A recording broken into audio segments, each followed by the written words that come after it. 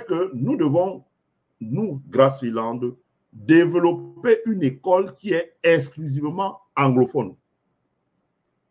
La langue principale qu'on doit enseigner dans ces écoles-là, c'est l'anglais. Notre école doit être anglophone. Nos enfants doivent aller dans une école anglophone.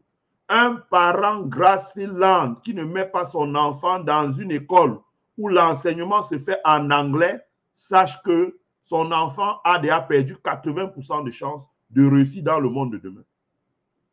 Même Paul Biya qui est président, sa fille Brenda n'a été que dans les écoles en anglais. Malgré les problèmes qu'elle a, vous voyez qu'elle s'exprime couramment en anglais. Donc lui connaît la réalité. Ses ministres, tous ces gens qui l'entourent, ces gens avec qui il travaille, ils ont envoyé dans leurs enfants dans des écoles où on apprend exclusivement l'anglais.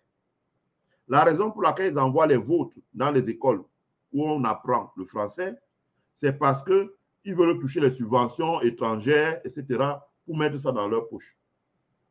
Mais ils n'ont rien à faire du futur de vos enfants. Les parents, les élites Grassfield doivent développer l'enseignement en anglais. C'est important ce que je dis là.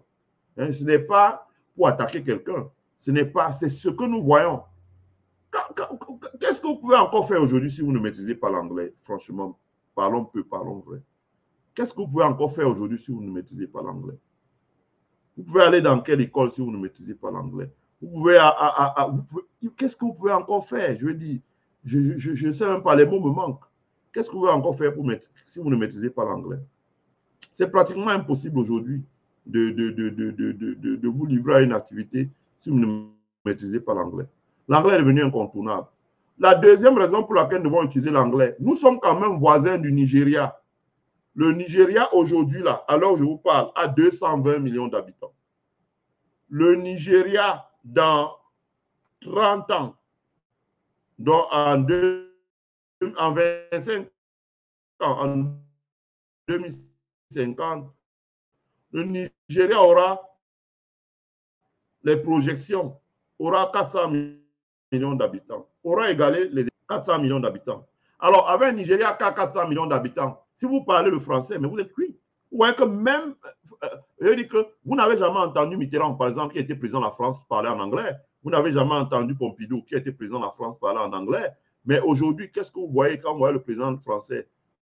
Il s'exprime en public et couramment en anglais. Quand vous voyez le premier ministre français, il s'exprime en public et couramment en anglais. Et ceux qui viendront, son prédécesseur Hollande, parlait couramment en anglais. Et ceux qui viendront demain, ce sera pareil. Alors, comment voulons-vous, nous alors, dire que nous envisageons le futur? Le Nigeria à lui seul. C'est-à-dire que quand vous voyez les pays qui vont émerger et dominer sur la scène africaine seulement, je parle sur l'Afrique, vous aurez le Nigeria, vous aurez l'Afrique du Sud, vous aurez l'Éthiopie, vous aurez le Kenya. Prenons seulement ces 4 pays-là. Quelle est la langue qu'ils parlent? L'Égypte, 5. Quelle est la langue qu'ils parlent? Peut-être l'Algérie peut dire qu'elle parle l'arabe et le français.